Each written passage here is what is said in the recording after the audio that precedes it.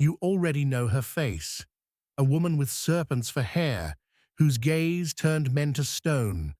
Medusa, the only mortal among the Gorgons, punished for a ruin worked upon her.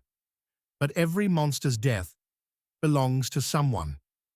On the far side of her story stands a young man with a mirror for a shield, sent to bring back her head by a king who wanted him dead.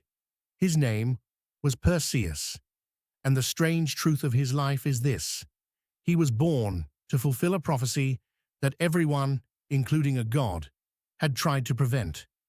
The tale begins not with the hero, but with a frightened king.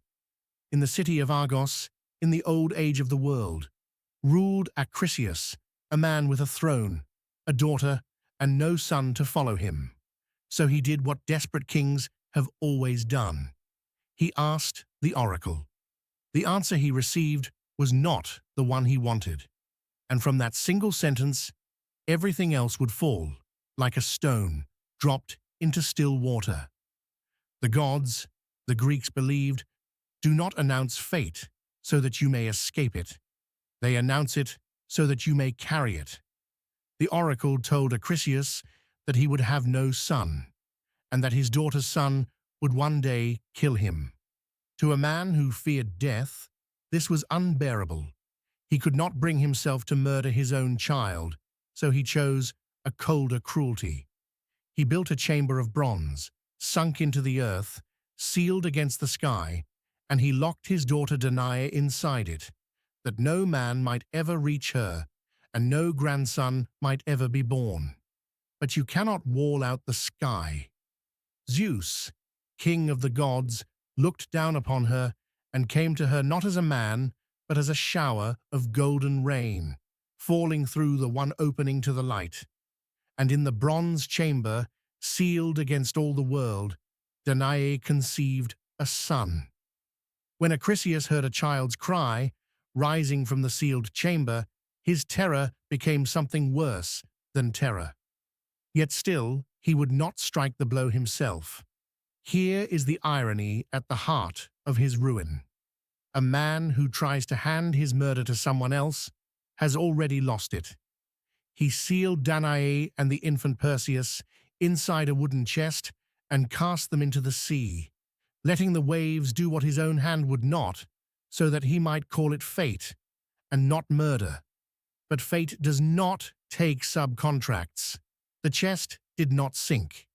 It rode the swells across open water and ran aground on the shore of the island of Seriphos, where a fisherman named Dictys drew it from the surf, opened it, and found a frightened woman and a living child.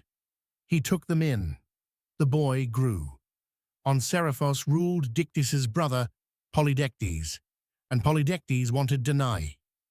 But Danae had a son now, grown tall and watchful.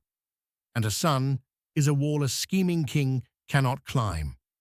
So Polydectes laid a trap built not of swords, but of pride. He announced that he meant to marry another woman entirely, and he held a great feast at which every guest was expected to pledge a gift worthy of a king: horses, the currency of nobles. Perseus had no horses. He was the poor ward of a fisherman, and he had walked into a room designed to shame him. And so, stung and proud and young, he made the boast the king had been waiting for. He would bring no horse. He would bring the head of the Gorgon Medusa.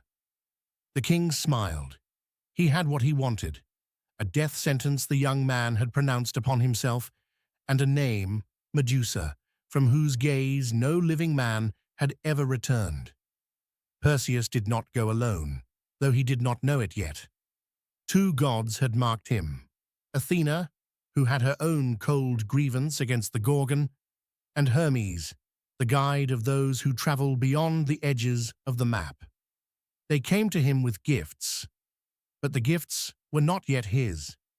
First, he had to find the way, and the way was known only to the Graeae, 3 Graeae sisters, ancient beyond age, who shared between them a single eye and a single tooth, passing them hand to hand in the dark. And here, Perseus won his first victory. And it was not a feat of arms. It was a theft. He waited in the shadows until the eye was passing from one sister to another, and he snatched it from the air. Blind, helpless, the Graeae women begged for its return, and Perseus named his ransom. The road to the nymphs who kept the gods' equipment in their gardens at the western edge of the world. They told him. Only then did the gear come into his hands. The winged sandals of Hermes, the cap of Hades that swallows its wearer into invisibility, a curved blade, and a special bag, the Pegasus, made to carry a thing that must never be looked at. And from Athena, the most important gift of all, a shield of polished bronze, bright as a mirror. He found the Gorgons at the western edge of the world, and he knew their dwelling before he saw them by the things that stood in its garden. Men. Dozens of men and animals among them, frozen in stone.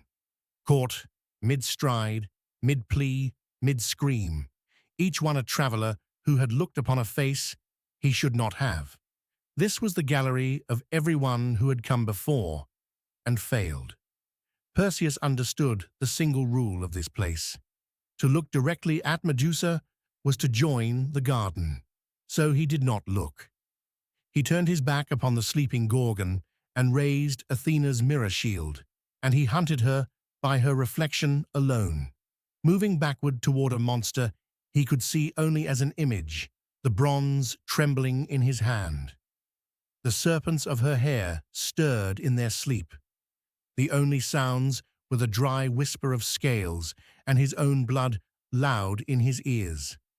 And in the polished metal he found his mark, and brought the curved blade down, and struck the head from her shoulders without once meeting her eyes.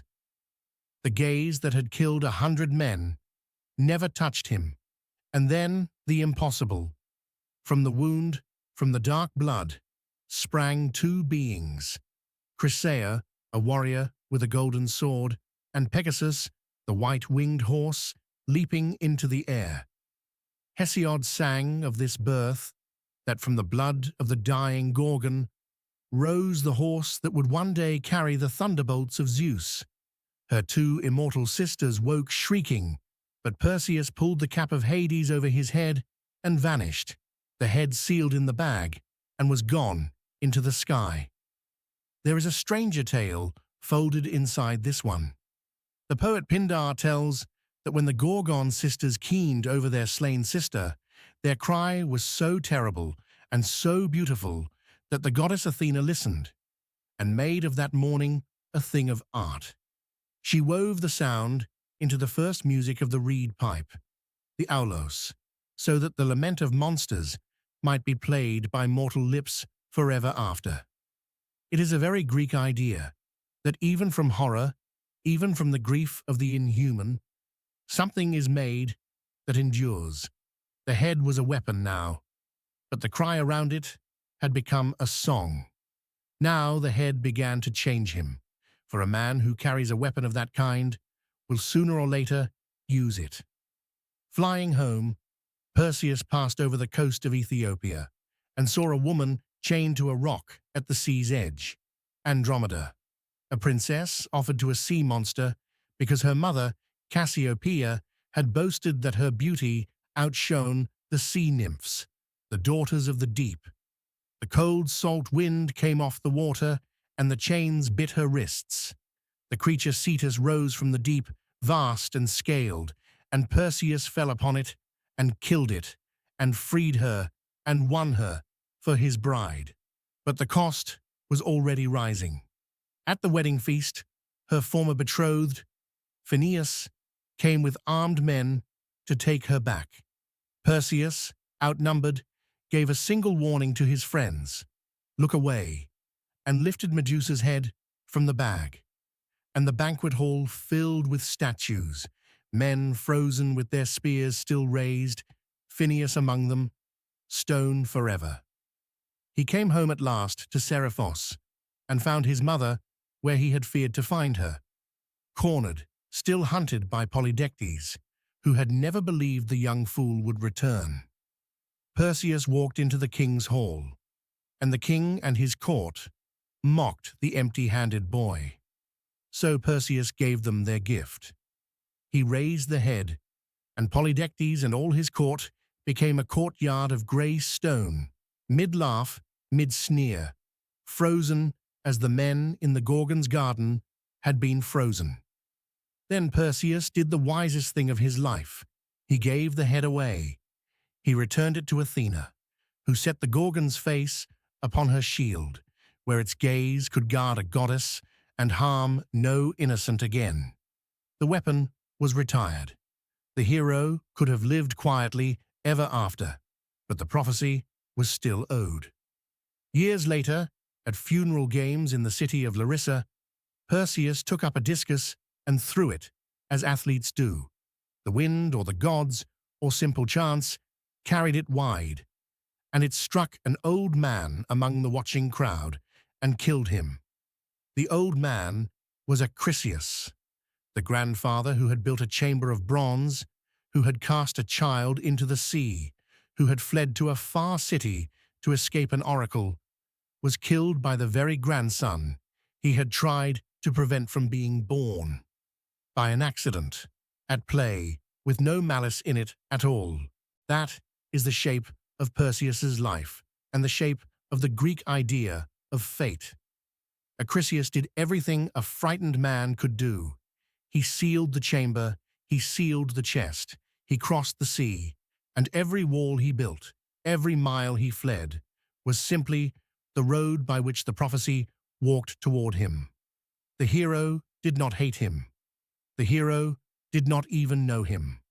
The discus left his hand like any other throw, and somewhere in the mirror that let a man kill what he could not look at, in the grief of monsters turned to music, in a stone chamber that could keep out everything but the sky, is the whole of what the Greeks were trying to tell us.